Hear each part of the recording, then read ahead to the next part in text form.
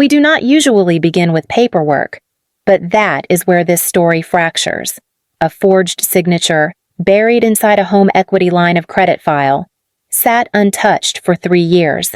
It waited quietly in a bank vault in Franklin, Tennessee, until one Christmas Eve when a different kind of door closed first.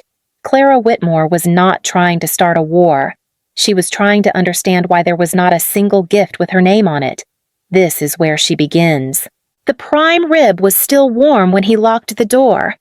I remember that detail because I had just turned the oven off.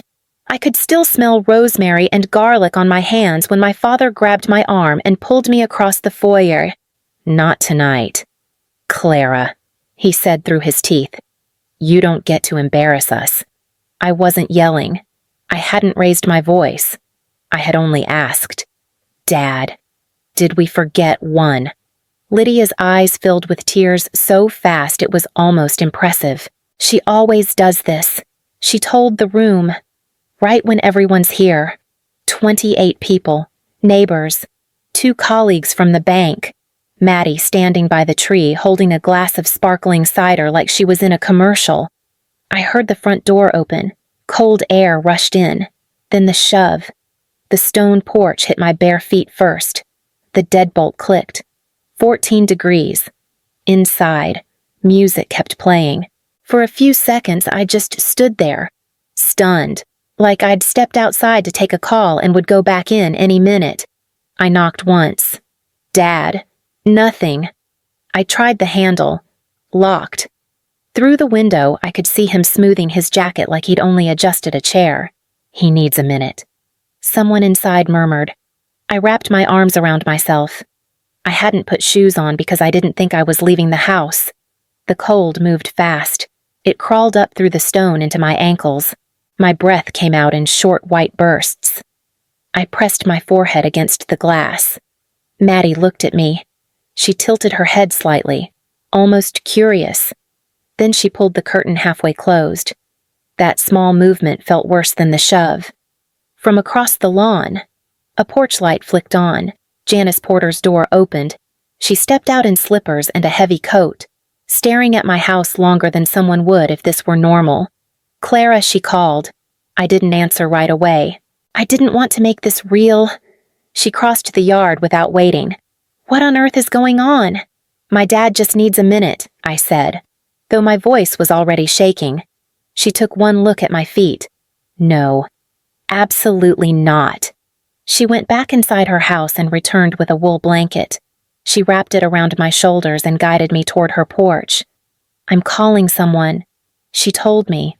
Who you'll see? Inside my house. Laughter rose again. Too loud now. For a long moment, I stared at the front door of the place I had cleaned, cooked in, decorated for 3 days straight. The place I had believed was ours. We have seen many doors close in stories like this, but rarely one that shifts ownership before it shifts loyalty. Headlights turned onto Briar Hollow Lane. A black Lincoln Navigator rolled slowly to the curb. My father's laughter stopped. The engine cut off. Janice squeezed my hand. Stay here. The driver stepped out first. Then the rear passenger door opened. Edward Hale unfolded himself from the back seat like a man who had never rushed a decision in his life. He looked at me once. Clara, he said, steady and quiet. I'm here. And for the first time in 19 years, I believed him. The first time I heard my grandfather's voice clearly. It wasn't tonight. It was at my mother's funeral. I was 9. I remember the way my tights itched behind my knees, and how I kept staring at the edge of the casket because I didn't understand how something that big could close so easily. My father stood a few feet away, hands in his coat pockets, jaw tight. He hadn't cried in front of anyone, not at the hospital, not at the visitation. Edward Hale knelt down in front of me after most people had drifted toward their cars. He didn't smell like cologne. He smelled like cold air and something clean. Clara, he said softly, like he didn't want to startle me. Look at me. I did. You are not alone, no matter what happens next. I didn't fully understand what he meant. I just nodded because adults seemed to need that from me. My father stepped between us before Edward could say anything else. "That's enough," Dad said. "She doesn't need more confusion." Edward straightened up slowly. "She needs family." "She has family," my father replied, sharper now, "and you won't interfere." I remember Edward's face then. Not angry, not loud, just steady. "I will not disappear." Within 6 weeks, we moved from Knoxville to Franklin, new house, new school, new church. My father told me it was a fresh start. He never wanted responsibility. Dad said one night when I asked about my grandfather, "He's not coming back." After that, the phone stopped ringing for me. No cards, no birthday calls, nothing. When I turned 10, I waited until almost midnight, just in case something would arrive late. It didn't. Dad walked past my bedroom door and said, "You'll feel better if you stop expecting things from people who don't show up." So I stopped asking. Years later, standing in Janice Porter's mudroom with a blanket around my shoulders and the sound of a car door closing outside, I remembered that voice at the cemetery. "I will not disappear." I stepped back onto the porch before Janice could stop me, and this time he hadn't. When Lydia moved in, she brought scented candles and matching storage bins. Maddie brought 3 rolling suitcases and a pink throw pillow that said "Blessed" in gold script. I brought my boxes downstairs. It makes sense. Lydia explained the first night, standing at the top of the basement stairs. "Maddie needs the sunlight. It's better for her focus." I looked at the finished basement, one small window near the ceiling, concrete floor with a thin rug, my bed pushed against the wall beside the water heater. Dad folded his arms. "You're mature enough to handle it." "I'm 12, I reminded him. "And Maddie's adjusting," Lydia added, soft but firm. "We all have to sacrifice." Maddie peeked down the stairs, already holding my old bedroom door open upstairs. "It's just a room, Clara." It became more than that. Mornings started earlier for me after that. I packed my own lunch and sometimes Maddie's if Lydia overslept. I wiped down the counters before school. I learned how to season chicken the way Dad liked it. I memorized where everything went in the dishwasher because if one plate was off, Lydia would stand in the kitchen doorway and sigh. "You know how much I do for this family." She would murmur. I learned to apologize before she finished. When I was 16, I found the first envelope. It was wedged behind a plastic bin labeled "Winter Coats." White, thick paper. My name written in careful block letters. "Return to sender" stamped across the front. I took it upstairs. "What is this?" I held it out. Dad barely glanced at it. "Spam." He tries. "It's from Grandpa." "Don't call him that." Lydia stepped closer, peering over my shoulder. "Thomas. I thought we agreed this wasn't healthy." He took the envelope from my hand and dropped it into the trash. "You don't need someone who disappears when things get hard." "I thought you said he didn't want me." "He doesn't," Dad snapped, sharper now, then softer. "Clara, trust me." I did. For a while.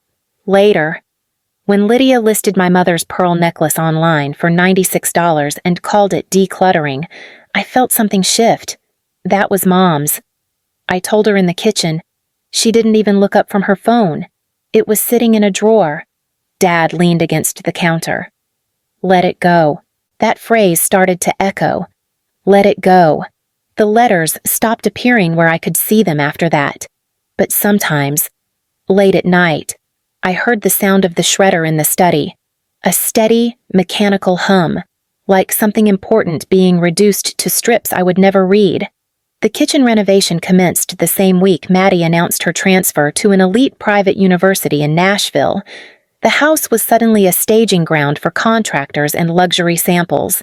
"It is a strategic investment," Dad said one evening, spreading glossy countertop slabs across the mahogany dining table.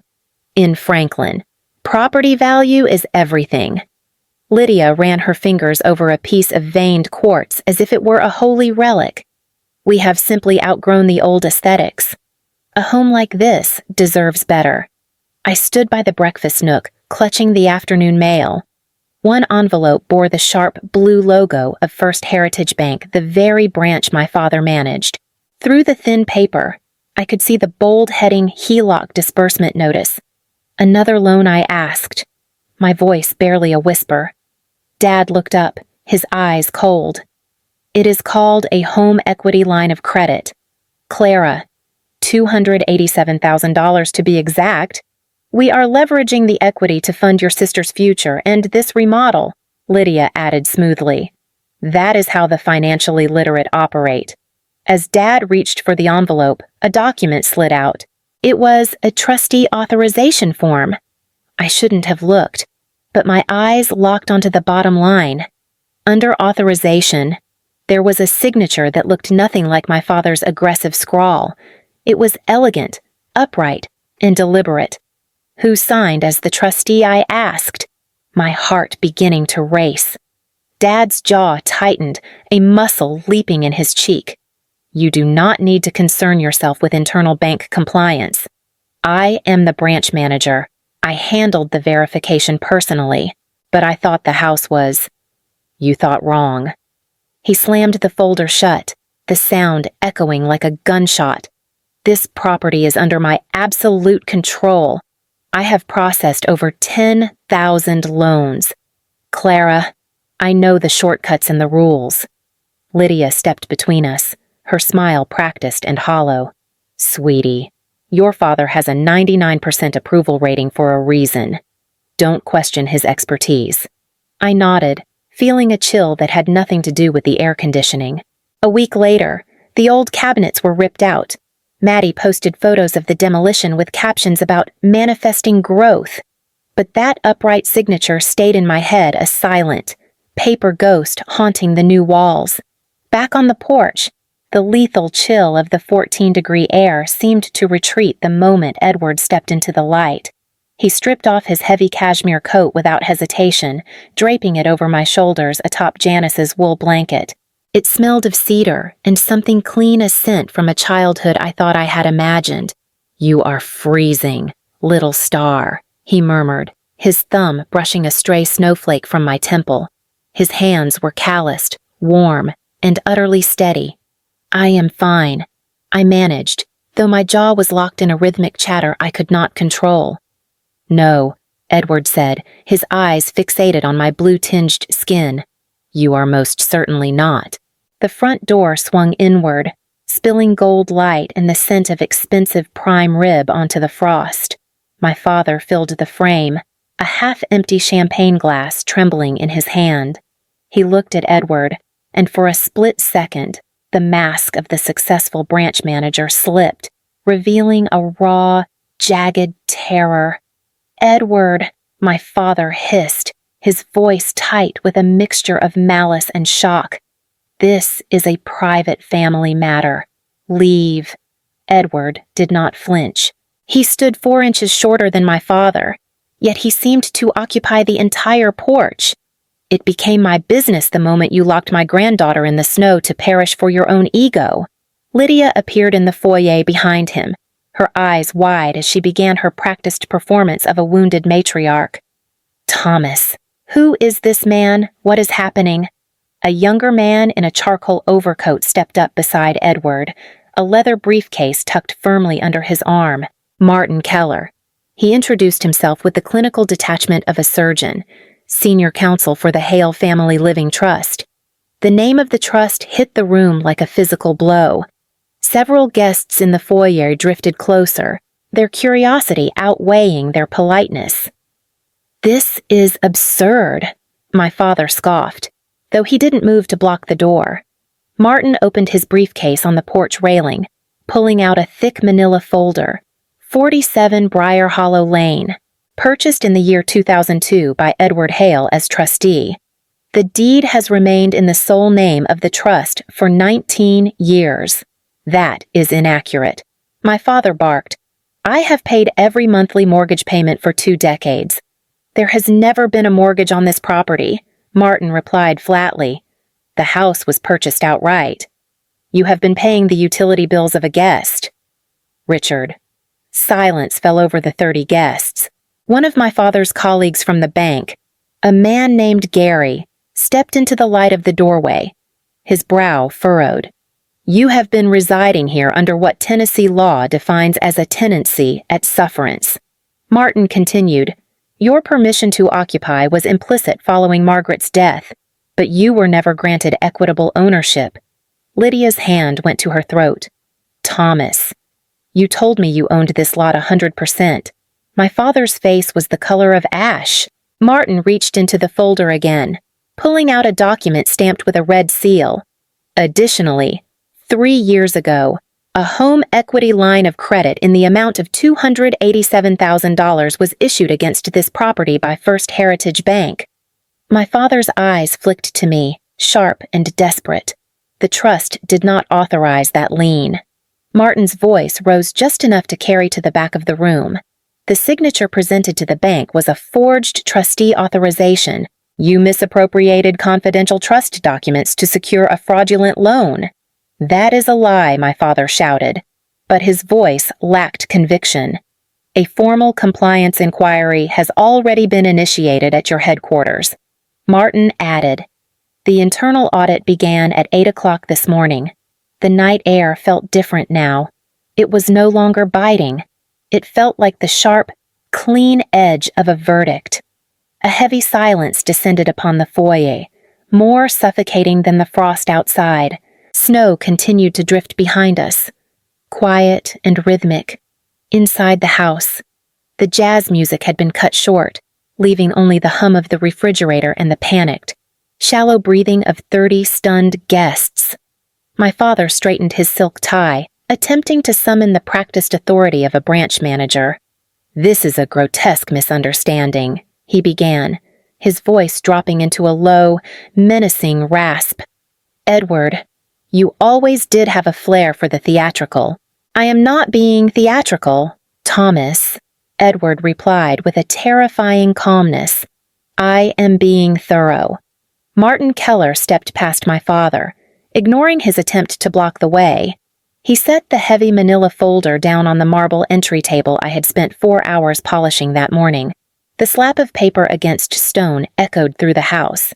There is further documentation, Martin added, his voice carrying to the very back of the room where the guests stood frozen. Lydia's eyes darted frantically between the legal papers and my father's ashen face. Thomas, tell me this is some kind of mistake. Tell me you did not lie about the deed. He did not answer her. He was staring at Martin with a look of pure, concentrated venom. Martin reached back into his briefcase and withdrew a massive bundle of envelopes, bound tightly with thick rubber bands.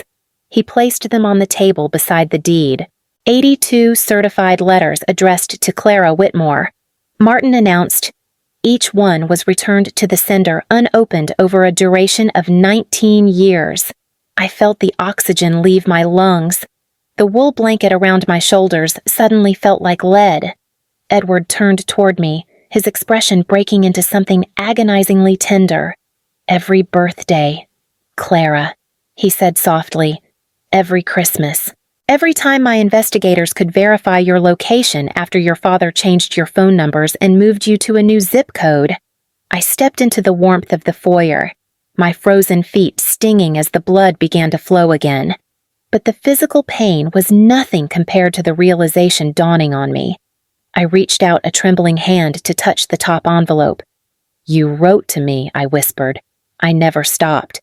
Edward replied. My father's jaw tightened until I thought his teeth might shatter.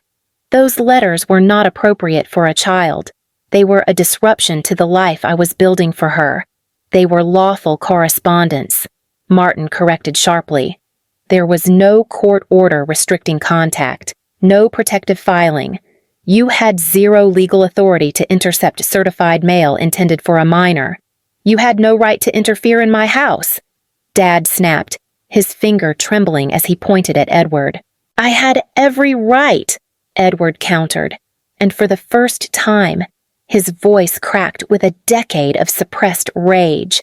She is Margaret's daughter. She is a Hale. And this is my house, not yours. The foyer felt smaller by the second. Maddie stood near the mahogany staircase, her face devoid of its usual golden child glow. "Dad," she whimpered. "What is happening to the university fund?" Lydia stepped toward the table, her fingers shaking as she flipped through the stack of envelopes. She saw the signatures on the return receipts. "Thomas, these are certified.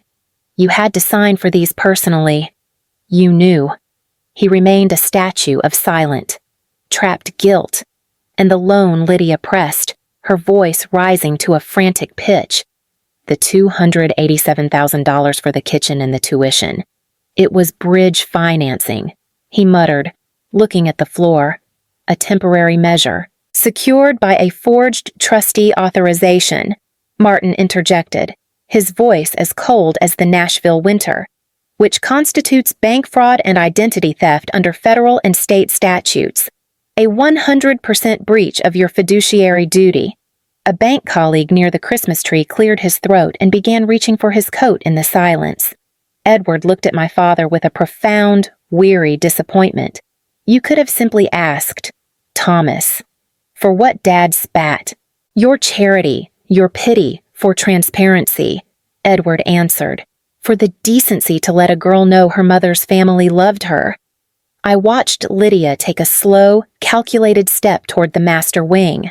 Her eyes flicked toward the hallway where her jewelry box filled with items bought with that fraudulent credit line sat on the vanity. Even now, she was calculating the exit strategy. Martin closed the folder with a definitive snap. "A formal 30-day notice to vacate has been filed with the county. Furthermore, we are petitioning for a temporary restraining order effective immediately to prevent the removal of any trust assets." "Investigation," my father whispered, the word finally sinking in. "The compliance department at First Heritage has the full dossier," Martin replied. "The internal audit will be exhaustive." I looked at the man who had raised me, the man who had told me for 19 years that I was a burden and that the world had forgotten me. "You told me he didn't want me," I said, my voice cracking the silence. "You told me I was alone." He opened his mouth to offer one last lie, but found no words. Edward reached out and took my hand. His grip was firm, a lighthouse in a storm. "Clara, you do not have to spend another second under this roof." I looked at the letters. I looked at the forged signature. And finally, I looked at the door. For the first time in my life, I wasn't the one being pushed out. I was the one walking away. The party dissolved quietly. No one announced it. People just started collecting coats. One of the neighbors avoided my father's eyes completely. Gary from the bank gave a stiff nod toward Martin, then toward me, and stepped outside without finishing his drink. I heard car doors closing one by one down the street. Inside, the house felt different, quieter, not warm anymore. Lydia stood near the staircase with her purse already on her shoulder. "Thomas," she began carefully, voice no longer soft. "You told me the house was yours." "I manage it," he snapped. "That's what matters. That's not what you said." He ran a hand through his hair. "This is temporary. It'll be resolved." "With a federal investigation?" she asked, her tone sharp now. "You forged a trustee's signature. I did what I had to do," he muttered. "For what cabinets?" He didn't respond. Maddie moved down the stairs slowly. "Dad, is the loan real? It's under control. $287,000 isn't under control," she said, voice thin.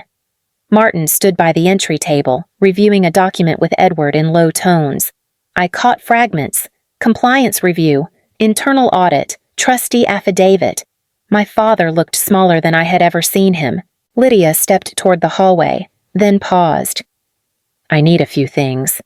Edward's voice came from across the room, calm but unmistakably firm. "No trust property leaves this house tonight." She stiffened. "My jewelry is mine. Items acquired with personal funds are yours," Martin clarified, Anything purchased using proceeds from the line of credit is subject to review. Lydia's jaw tightened. This is humiliating. No, Edward replied evenly. This is documented. The word settled in the room like a weight. I stood near the doorway, coat still around my shoulders, watching everything unfold. My hands had stopped shaking. Dad turned to me suddenly. Clara, tell them this is unnecessary. I met his eyes. For a moment, I saw the version of him from years ago, the one who tucked me in, the one who drove me to school before everything changed. I didn't ask for any of this. I said quietly, "You're letting him tear this family apart." "You did that!" I answered. He flinched. Maddie stepped back toward the stairs. "I'm going to Mom's friend's place tonight," she murmured. "I need space." Dad didn't try to stop her. Within 20 minutes, the living room was empty except for the four of us and the documents spread across the table. Edward touched my shoulder lightly. "Let's go." I didn't look back when we walked out. The porch light was still on. For the first time. It didn't feel like a spotlight. It just felt like a bulb. The inside of Edward's car was warm, not overheated, just steady. The kind of warmth that doesn't rush you. He didn't speak right away. Neither did I. After a few minutes, he adjusted the heater vent toward my feet. "Are they numb?"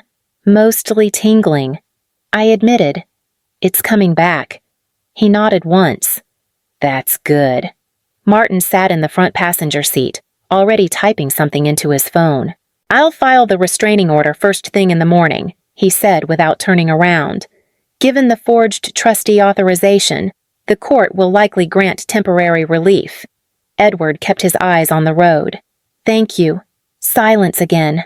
Streetlights passed overhead in slow intervals. I watched them blur through the window and tried to process everything. "He told me you stopped caring," I said finally. Edward's hands tightened slightly on the steering wheel. "I hired 3 investigators over the years. He moved twice, used different mailing addresses. It took time. You kept writing." "Of course I did." I swallowed. "I never saw any of it." "I know." We drove past the turnoff to Briar Hollow. I didn't feel the urge to look back. After a moment, Edward glanced at me. "You don't have to decide anything tonight. About him, about the house, about where you want to stay. I don't want to go back there. You won't." The certainty in his voice felt different from my father's certainty. "It didn't demand anything from me." Martin cleared his throat lightly. "Clara, your position as primary beneficiary under the Hale Family Living Trust has always been intact. Nothing he did changed that. Primary beneficiary." The words sounded formal, heavy, real. I leaned my head back against the seat. For the first time in years, I didn't feel like I was bracing for something. It took exactly 32 days for my father to vacate the property. He did not contest the notice to vacate. The weight of the forged trustee authorization had stripped him of any legal leverage. The compliance inquiry at First Heritage Bank moved with a ruthless efficiency that surpassed even Edward's expectations. By the second week of January, my father was placed on involuntary administrative leave. By the 4th week, his internal access credentials were revoked, and his professional reputation in Franklin was reduced to a cautionary footnote. I learned the details through Martin Keller's clinical updates, never from my father himself. Lydia had vanished within 3 days of that Christmas night, taking only what she could prove she owned. Janice Porter later told Edward she saw a generic white moving truck idling in the driveway at 5 o'clock in the morning. Maddie transferred her credits back to her biological father's jurisdiction by the end of the winter semester. The premium kitchen cabinets and the $287,000 renovation stayed behind silent monuments to a fraud that had failed. Edward and I did not host a celebration when the house legally reverted to the full control of the Hale Family Living Trust. There was no ribbon-cutting ceremony, no triumphant speech. We simply walked through the empty rooms one Tuesday afternoon in late January. The living room looked smaller without the designer furniture. My footsteps produced a hollow echo against the polished hardwood. "The choice is yours, Clara," Edward said softly, his voice steady in the quiet space. "You may keep it, sell it, or lease it under a formal trust agreement. You are the primary beneficiary of 100% of this estate." I ran my hand along the mahogany banister, feeling the dust. "I do not think I want to live inside a lie." "Grandpa." "That is perfectly all right," he replied. Later that week, at his home in Asheville, Edward handed me a cedar box. Inside were the 82 letters, their seals finally broken. I read them slowly, one each night. I discovered 19 years of missed birthdays and Christmas notes describing the Blue Ridges of the North Carolina mountains. On the very last envelope, dated only months ago, he had written 4 words in the corner: "I will not disappear." In early March, I drove back to Briar Hollow Lane alone. I walked onto the stone porch barefoot. The stone was cold, but it was an ordinary, winter cold, not the lethal bite of a 14-degree exile. I reached up and switched off the porch light. It was just a click. For years, I thought that porch was a cage. I realized then that the house never decided my value. I had simply been intercepted by a love that refused to quit. I walked back to my car, carrying nothing but clarity.